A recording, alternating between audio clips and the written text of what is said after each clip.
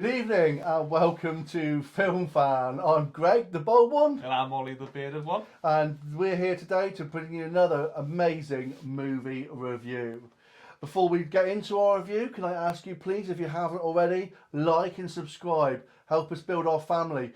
Jump into the comments, let us know what you think. We appreciate every bit of interaction. That's our little bit of begging out the way. We'll get on to the movie. Okay, this week's movie we have chosen The Man from Toronto, starring Kevin Hart and Woody Harrelson. Okay, it's a Netflix movie. We couldn't find anything else to watch really. We had a look at the cinema. We didn't fancy Minions and Elvis. That's not our thing. So we had a look around and we came up with this. And why did we come up with this one, Ollie? So, this one's actually the number one kind of stream movie on Netflix at the moment. And it also got 25% on Rotten Tomatoes. So That's not good, is it? It wasn't, but we're quite interested to see this one because obviously it isn't quite popular. And a bit of a stellar cast as well. Well, it's directed by Patrick Hughes, who brought us such classics as Expendables 3 and The Hitman's Bodyguard. No way. This is his fifth attempt at directing. And you can tell those films are in the DNA of this movie itself. Okay, the plot revolves around the man from Toronto who is a hitman slash torturer with a reputation to be feared by all, and a failing gym salesman who, played by Kevin Hart, who is trying desperately to make some money and impress his wife. He takes his wife on a holiday, and on the booking form he runs out of toner, and because of that he gets mistaken on the cabin number, and when he gets to the cabin he's actually walked into the Hitman from Toronto's latest mission, isn't he? He has, Where he yeah. has to, they automatically assume he's the man from Toronto, and so he has to play along to try and save his own life. Okay, this is then the FBI then break in and foil the caper, and because of what Kevin Hart's done, he now has to assume the role of the man from Toronto to carry out the plot so the FBI can catch the bad guys behind whatever's going on as it figures out. Okay, on top of this, the man from Toronto, who seems to be able to park right next to a crime scene and not even be asked who he is, okay, he's there as well, and he wants to know who's assumed his identity, and he wants to know what's going on because he wants the money. Exactly. All right, and it turns out the plot is to destroy the Venezuelan embassy, and a caper ensues where the two of them have to team up to each individually reach their own goals, and that is basically a synopsis of the plot. Cast.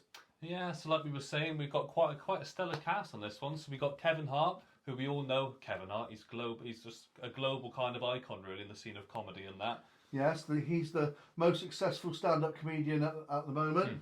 Yeah, we got Woody Harrelson, who you'll know from so many Zombieland. movies. Zombieland. You've got Venom recently. Yeah, everything. Jasmine Matthews, okay, relatively new star. Kaylee Cuoco from Big Bang Theory, basically. That's all That's all we know her from, really really, know her isn't it? from, yeah. Yeah. Okay, so you've got quite an established cast there. You've got Woody, you've got Kevin. Okay, big stars, and a good land for Netflix as a team for their show. Soundtrack. You've got your usual cop kind of 70s cop show soundtrack thing going on in the back. There's a couple of tracks in there as well, but nothing that really leaped out. No. Special effects, pretty tame. There's not a lot of blood, which I quite like. Or there's a lot of violence, but there's not a lot of blood. The film's shot in various locations, isn't it? Yeah, we got Washington DC, Puerto Rico. Yeah, and we've got that usual Netflix kind of feel to that makes that's dynamic. Yeah, that makes it definitely. feel like it's a Saturday afternoon TV show. Okay, and that is basically the makeup of the film. Now, we decided that this film was okay. Yeah, that's It basically was the okay, thing. and we're going to just go okay. into what we like and what we dislike in the second part of this show. We decided together on I 5 out of 10, wasn't Five it? out of 10. 5 out of 10. If you want to leave your brain at the door, if you're not interested in great storylines, if you like Kevin Hart playing the role of Kevin Hart, yeah, you're going to love it. You're going to enjoy it. Yeah. And, you know, it's not going to be your top 10 films of all time, No, but it kills an hour or two. exactly. You're not going to go out of your way to watch it, really, are you? No, and you wouldn't go to the cinema to watch it. No. But, you know, it's like discount bad guys. Bad boys, isn't it? Yeah, definitely. Discount Bad Boys and Rush Hour. Yeah, It's that kind of thing. they take all those kind of elements, don't they? Yeah. So, 5 out of 10. I could have gone a bit lower, but I'm going to give it 5 out of 10 because it's an honest movie, I think. Okay, so now we're going to go into what we like and what we dislike. So, Kevin Hart. I love Kevin Hart. I can't lie to you. He's just a genius, you know. You were saying as well about this kind of improvising on scenes, like on some of them, and it just flows, doesn't it? I don't know how he does it. He could say a total gibberish to me, and I would buy it completely. Yeah, he's got the face, he's got the tone, he's got the physical comedy, and you can tell that a lot of what he does in this is improvised. It's not in a script anywhere, and they just roll with it. And I think, you know, Kevin Hart can lift a movie. Definitely. When he's on, you know, Jumanji. He's in Jumanji, isn't he? Yeah, he's in Jumanji. Yeah. Yeah, he lifts that Jumanji film with it kind of arguing with himself, and you know, and he's very, very good. Well, he's Kevin Hart in this movie. He puts in a Kevin Hart performance, I suppose. Yeah, definitely. Yeah, one thing I didn't like though, it was a bit repetitive, wasn't it?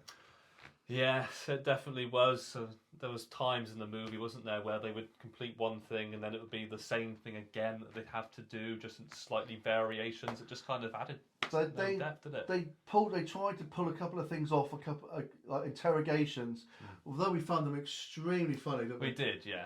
Kevin Hart trying to improvise to pretend he's a world-class murderer, Oh, it was brilliant. interrogating these people. It's hilarious, but after 2 or 3 times we've seen it. We've seen it. Thanks very much. Don't want to see a fourth one, or you know, and that kind of rolled into the length of the film, didn't it? Yeah. The film dragged on. It's nearly 2 hours long. Now you could have made this film in 1 hour 30, 1 hour 40. There's a lot of bulk, isn't and there? you would have left everyone thinking, yeah, this is really, really great. But towards the end, I was thinking, Yeah. please finish. And yeah, it was slightly too long. It didn't deserve a 2 hour runtime. No. It didn't. 1 hour 30, 1 hour 40. That was all the script for. Yeah, definitely. Deserved. But the one thing that does make this kind of movie shine, for us especially, was the chemistry between your two lead actors. So Kevin Hart and Woody Harrelson just played off each other brilliantly. I like Woody Harrelson. When Woody Harrelson does comedy, Yeah. he does it really well. He's got this kind of confused, thoughtful comedy to him Yeah. that it's really good to watch, and it really blended well with Kevin Hart Yeah. and the way Kevin Hart acted as well. They really you bounced know? off each other. And there was didn't also, you know, Woody Harrelson always has that edge in him as well, and that kind of led to the character, because the character, even though had these like soft moments, was at the end of the day was a brutal killer. they? Yeah. A brutal killer, and that worked. You know, it worked. I thought they worked as a package. They worked. One thing that didn't really work for me was the effects. I'm struggling with Netflix movies. It just has a different feel and dynamic to it, doesn't Yeah, it? I know You the just budget. know. I know the budgets aren't the same, and the way they're shot isn't the same, but they feel like TV movies, you know. And something with Kevin Hart and Woody Harrelson in it maybe deserve to be a bit stronger than a Your ordinary kind of than a Netflix TV movie. Yeah, I definitely. just think, you know, I just think it just needed to be a little bit more.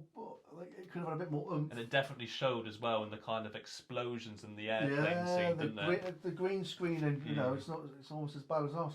You know, we could actually film a Netflix scene in here. I think, yes. Okay.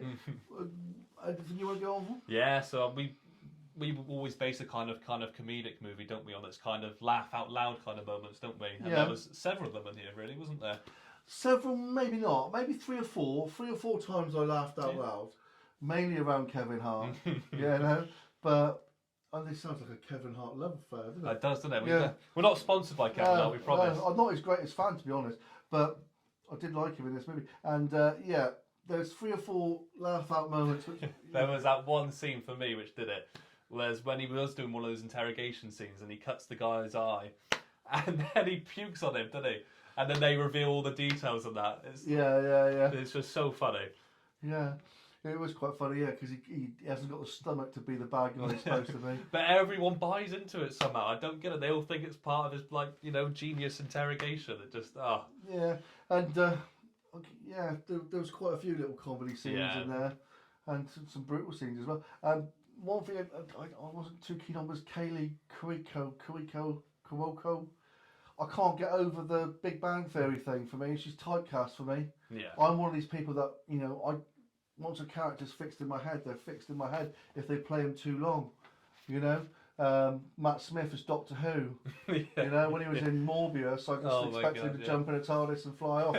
But and Katie Cuoco, she played the same person that she plays in Big Bang Theory, and I just didn't see the need for her. But there is a need for her, really, because she plays the third wheel that could be a love interest for her. And that feels like she's just shoehorned into the movie for that bit. And they say, go and do a bit of I was expecting Sheldon to pop out and Leonard to come out and see her. She just doesn't translate very well from kind of TV aspect to kind of movie, does she? I don't think so. No, I'm not being unfair to her. That's just me. You guys might have thought she was amazing. But for me, it was the girl. It was Penny. Yeah. Penny. yeah. Anything you want to add? Well, we kind of need to talk really about this kind of story and plot that was in it. It was very, very weak. It wasn't kind of anything. It's what I call written on a fag packet. Yeah. Yeah. There was no twists, no turns. It was your straight up movie. The whole movie just seemed to be geared around Kevin Hart and Woody Harrelson having a series of capers and beating people up. They really did pull this movie, didn't they? They really did. Yeah. If you took them out of the movie, there would, you'd have two main stars missing. But if there was any other two stars, it just wouldn't. It would be an episode of the A-Team. Exactly. And if you've watched anything that this director has done, like The Hitman's Bodyguard, it's literally so. The similarities are just too. They're just too much for me. He has got his style, hasn't he? It was, there was no real bad guy, and by the time the villain was revealed, the storyline was just too far in. Yeah. And you could tell what was happening. Yeah. You could tell that he was going to be double crossed, and it just wasn't really. Didn't give us any kind of wow factor, did it? No. And there's some good, but that by the by, there's some good fun bits in there. There's some good fun bits in there. And there's some good character arcs as well, I think, in this movie. We see kind of Kevin Hart start off with this kind of guy who just doesn't kind of get there, doesn't really push through or try hard enough. And by the end of it, he's dedicated and committed. And there's a nice scene at the end where he's got his non-combat kind of gym open. Yeah. And Woody Harrelson's still torturing him and looking out for him. It was a nice kind of character arc, I thought. Yeah, I'll tell you what, it's kind of put in at the end, and when you feel like the film's just about to end, there's a great fight scene as well. I thought that was directed quite well as well. The characters kind of flying over, and then the camera kind of going with them and falling off into another part of the fight. Yeah. It was a good fight with some good fun characters and some good. The choreography was brilliant. Some really, good brutal good. bits in there as well. How many action fight scenes have we seen? It's so difficult to kind of make them kind of stand out, isn't it? Yeah. But they did a good job on that. Yeah, and Kevin Hart's doing his usual, then accidentally knocking somebody out and stuff, and Woody Harrelson's doing his brutal martial arts, and I really like that bit. Was good. But it needed to be 20 minutes earlier in the film. Yeah, definitely. I felt. Yeah, definitely. And that was it. It's a Netflix movie. You get exactly what you have on the tin, don't you? It's the Netflix movies are judged by the character, the strong characters bringing out their best performances, and I think this is nowhere near Kevin Hart and Woody Harrelson's best performance. No. But they've got a performance that lifts this movie above a 3 out of 10. Oh, 100%, yeah. At least two of the marks are. So if you're looking for a movie to watch, this one's not bad. This one's not bad. If you don't like blue and yellow blibbly blobs or Elvis Presley, and you're waiting for Thor, chuck this one on and sit and watch it. Definitely. Yeah, get yourself a can of beer and just chill out, have a bit of a laugh and a chuckle, and don't take it too seriously. No, it's one of those movies where you can have it on in the background and stuff, and you don't need to follow it around too thoroughly or anything. No. It's just good, yeah. So 5 out of 10. There it is. That's our chat about that one. So we'd just like to say thank you again for everyone that's supporting us.